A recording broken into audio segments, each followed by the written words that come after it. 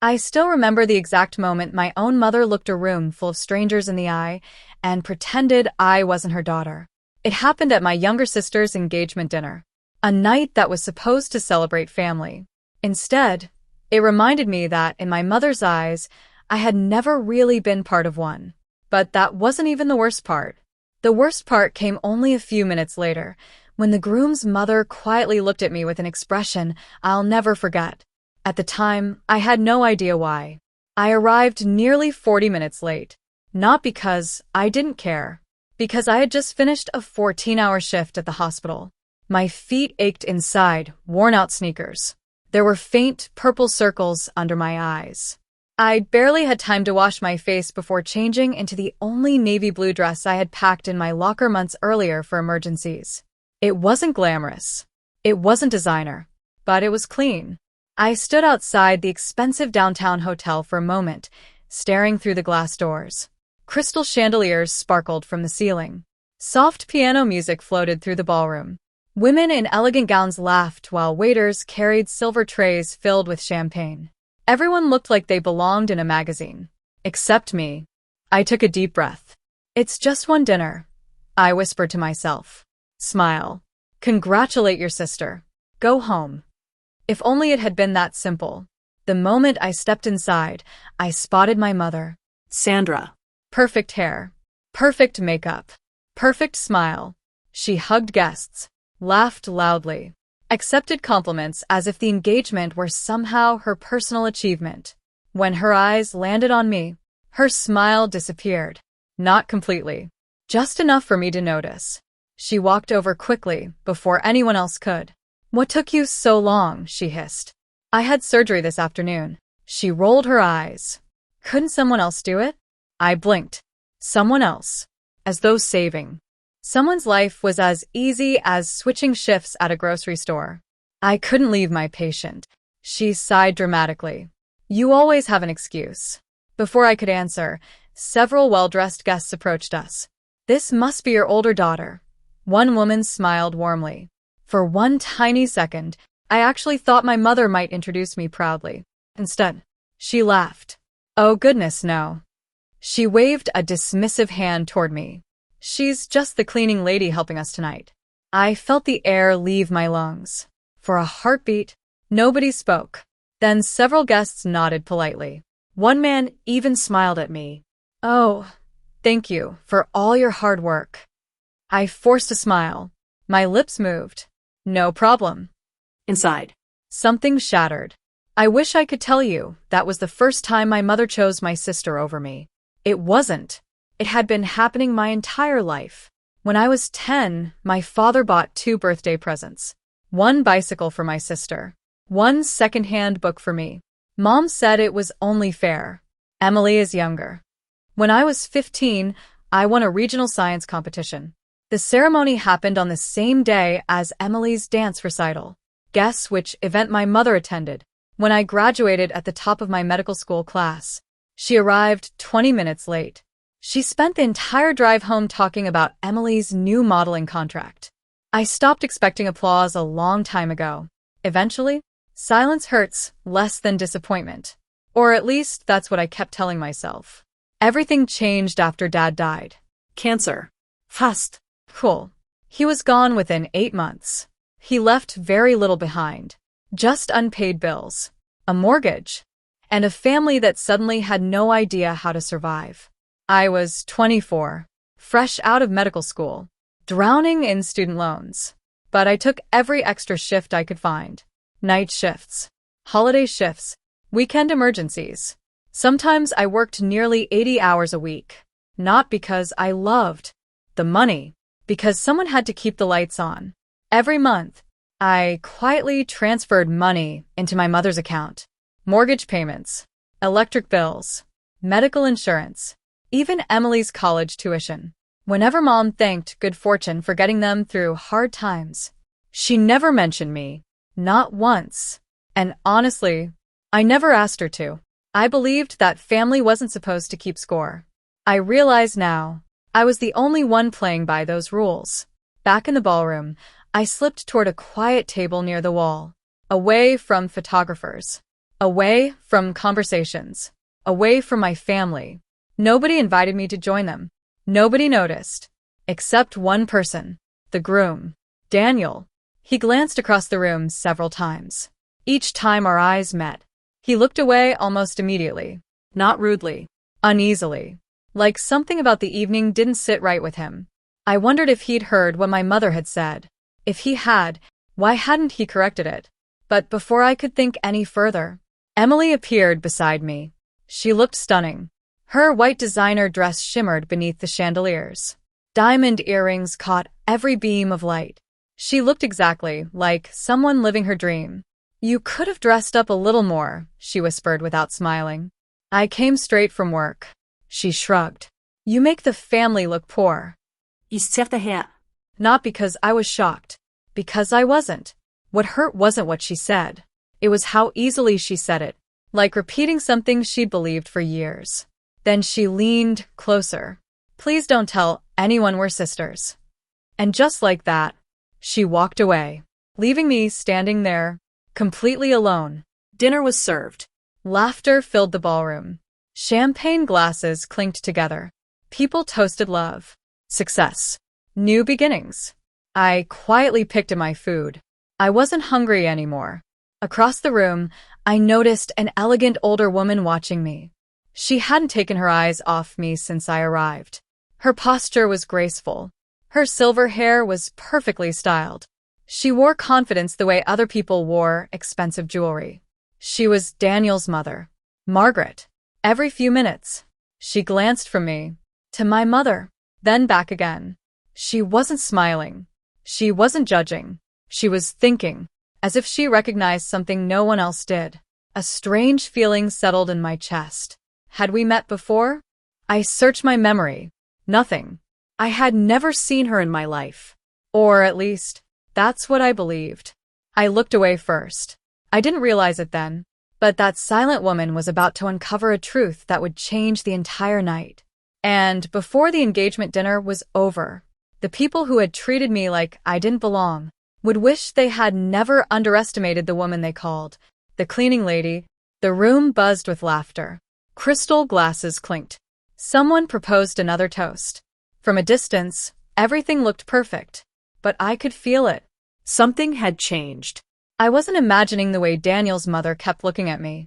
It wasn't curiosity anymore. It was certainty, as if she already knew who I was and was simply waiting for the right moment. I had no idea how wrong I was. I quietly slipped away from the ballroom. The music had become too loud, the smiles too fake. I stepped onto a small terrace overlooking the city lights and finally took a deep breath. The cool evening air felt better than being inside that room. For the first time all night, I let my shoulders relax. I stared down at the streets below. Cars moved like tiny streams of light. People laughed somewhere in the distance. Life kept moving. Mine felt frozen. Then I heard soft footsteps behind me. "I hoped I'd find you here." I turned. It was Daniel's mother. She smiled politely. Not the forced smile people wear at fancy parties. A genuine one. "May I join you?" she asked. Of course. For a few seconds, neither of us spoke. She simply looked at the skyline. Then, in a voice barely above a whisper, she said something that made my heart stop. "You're not a cleaning lady." She turned toward me. "You're Dr. Emma Carter, aren't you?" My breath caught. Every sound around me disappeared. I stared at her, unable to answer. How? How did she know my name? I had never met this woman. At least, that's what I believed. She gave me a gentle smile. "I knew I recognized your eyes." I frowned. "I'm sorry, have we met before?" She nodded slowly. "You probably don't remember me." Then she looked down at her hands. "Most patients don't remember much after emergency surgery." The words hit me like lightning. Emergency surgery. A memory flashed through my mind. 6 months earlier, 3 o'clock in the morning, an ambulance had rushed. He said, looking relieved. Then he noticed us standing together. His expression changed. "Mom, you know Emma?" Margaret smiled. "Oh, I know far more than you realize." Daniel looked confused. "So, she's not?" No. Margaret interrupted gently. She most certainly is not. Daniel looked directly at me. I'm sorry. For what? For not saying anything earlier. His voice was quiet. I knew something felt wrong, but I didn't want to interfere in your family's business. I nodded. I understand. The truth was, I did understand. People rarely challenge family dynamics they don't fully understand, especially wealthy strangers at an engagement dinner. But that wasn't the end of it. Not even close. When we returned inside, I noticed something unusual. Margaret no longer walked behind me. She walked beside me. That tiny change didn't go unnoticed. Guests immediately began whispering. Why is Daniel's mother with the cleaning lady? Do they know each other? I thought she worked for the family. One whisper became 3. 3 became 10. I could almost see curiosity spreading from table to table. Across the room, my mother's smile began to fade. She noticed it too. She hurried over. Margaret, she laughed nervously. I hope our staff is taking good care of you. Staff. She said it again, as if repeating the lie would somehow make it true. Margaret looked at her calmly. Then she asked with perfect politeness. Oh, so she isn't your daughter? The room seemed to freeze. Mom blinked. What? This young woman. Margaret gestured toward me. You said she was your cleaning lady. A few nearby guests stopped talking. They were listening now. Mom forced another laugh. Well, yes. Margaret tilted her head. That's very strange. The silence grew heavier. Because I've known her by another title. My pulse quickened. I knew exactly where this was going. But I still wasn't ready. Neither was my family. Emily suddenly appeared between us. Mom, everyone's waiting for the cake cutting. Her voice sounded strained, almost desperate. She had noticed the attention shifting. For the first time that evening, she looked nervous. Daniel noticed it too. He glanced between his mother, me, and my family. Something wasn't adding up. Not anymore. Across the ballroom, conversations slowed. Even the musicians seemed quieter. Every eye drifted toward our small group. One question hung silently in the air. Who was I really? I wanted to stop it. I wanted to protect my family from the embarrassment they had created for themselves. But I was beginning to realize something. The truth has a way of introducing itself, even when you spend years trying to keep it hidden. And in just a few minutes, one sentence from Margaret would bring an entire room to complete silence. The ballroom had gone unusually quiet. Even the soft piano music seemed distant. Dozens of conversations faded into whispers. Every pair of eyes was fixed on the small circle where my mother, my sister, Margaret, Daniel, and I stood. Nobody spoke. Nobody moved. Then Margaret took one calm step forward. She looked at my mother with kindness. Not anger. Not revenge. Just quiet certainty. I'm sorry, she said gently, but I believe there's been a misunderstanding. My mother forced another smile. I don't think so. Margaret nodded politely. Ido. Then she turned toward the guests. I'd like to tell everyone something. The room fell completely silent. She rested one hand lightly on my shoulder. This young woman was introduced tonight as the family's cleaning lady. A few uncomfortable chuckles echoed through the room. Margaret continued. That isn't who she is. She looked directly at me before facing the guests again. Her name is Dr. Emma Carter. Several people exchanged confused looks. Some recognized my name immediately. Others didn't.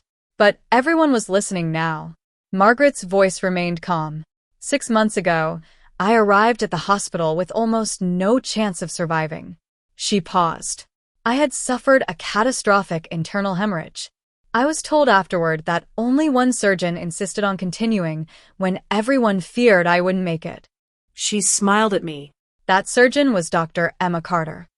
Gasps spread across the ballroom. I wished the floor would open beneath me. I had never wanted attention.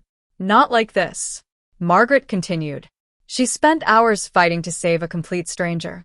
She never asked for recognition. She never contacted my family. She never even accepted a personal thank you. Then she looked around the room. So, imagine my surprise when I arrived tonight and heard the woman who saved my life introduced as hired help. Silence. Heavy. Painful. The kind of silence that forces people to face themselves. I looked at my mother. For the first time in my life. She couldn't meet my eyes. Someone near the back whispered, "She's a surgeon?" Another guest quietly added, "I've heard of Dr. Carter. I think she's chief trauma surgeon at St. Andrews." Another voice joined. "My husband works there. They speak very highly of her." The whispers multiplied. Not cruel whispers. Respectful ones. The same people who had smiled politely at the cleaning lady were now looking at me with genuine admiration. Nothing about me had changed. Only the truth had. Emily's face had turned completely pale. She looked from me to our mother, then toward Daniel. He wasn't looking at me anymore. He was looking at Emily. Not with anger, with disappointment. A disappointment that asked a silent question. "Why didn't you tell me the truth?" Emily reached for his hand. He gently stepped back. Only a few inches. But sometimes, a few inches say everything. My mother finally spoke. "Emma," her voice trembled. I didn't mean," she stopped, because there was nothing she could say. No excuse could erase what everyone had witnessed. She hadn't made a mistake. She had made a choice. And now, she had to live with it. I could have embarrassed her. I could have listed every mortgage payment, every hospital bill I'd covered, every tuition check, every sacrifice, every birthday she forgot, every achievement she ignored. The entire room would have believed me. But something inside me had changed. I realized I didn't need revenge. The truth had already done all the work. I smiled gently, not because I was happy, because I was finally free. I looked at Daniel. "Congratulations. I truly hope you both have a wonderful life." Then I looked at Emily. "I mean that." Tears filled her eyes, whether they came from guilt, shame, or regret. I honestly didn't know. And for the first time, I realized I didn't need to know. I picked up my small purse. "There are patients waiting for me tomorrow morning." I laughed softly. "They're much better company." A few guests smiled. Others quietly nodded. As I walked toward the exit, something unexpected happened. Margaret followed me.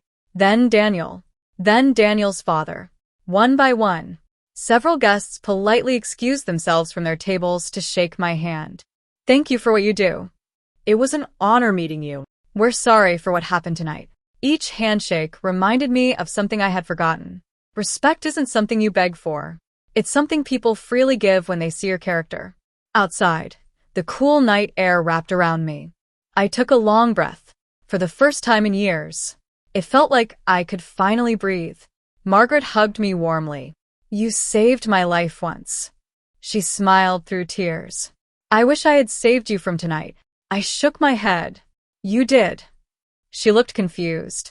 "You reminded me who I am." 3 months passed. Life moved on. The hospital remained busy. My patients still needed me. The operating room still demanded long nights and steady hands. But something inside me had become lighter. Then one afternoon, My phone rang. it was my mother, for the first time in years. She didn't ask for money. She simply said, "I'm sorry." I believed she meant it. A week later, she came to my apartment. Then again the following month. She apologized every single time. Not because people had discovered the truth. Because she had finally seen it herself. People often think forgiveness means pretending nothing happened. It doesn't. I forgave her. Holding on to anger would only have kept hurting me. But forgiveness doesn't erase consequences. It doesn't restore trust overnight. And it certainly doesn't require giving someone the same place in your life that they once abused. So I forgave my mother. But I stopped chasing her approval. That was the greatest freedom I had ever known. Sometimes I still think about that engagement dinner. The night my own mother called me the cleaning lady. At the time, it felt like the most humiliating moment of my life. I didn't realize it would become the night that finally set me free. Because titles can be stolen. Money can disappear.